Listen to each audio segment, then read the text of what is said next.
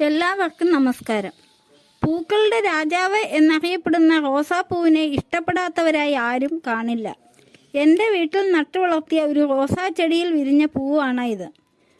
ചുവപ്പ്, മഞ്ഞ, വെള്ള, പിങ്ക് തുടങ്ങിയ പല നിറങ്ങളിൽ റോസാപ്പൂക്കളുണ്ട്. ഇവ വെള്ള നിറത്തിലുള്ള റോസാപ്പൂവാണ്. ശരിയായ പരിചരണം നൽകിയാൽ വർഷങ്ങളോളം ഈ ചെടി നിലനിൽക്കും. സൗന്ദര്യവർദ്ധക വസ്തുക്കൾ, പെർഫ്യൂമുകൾ, റോസ് വാട്ടർ എന്നിവയുണ്ടാക്കാൻ റോസാപ്പൂ ഉപയോഗിക്കാറുണ്ട്. റോസാ ചെടിക്ക് കുറഞ്ഞത് 6 മണിക്കൂറെങ്കിലും നേരിട്ടുള്ള സൂര്യപ്രകാശം ലഭിക്കണം.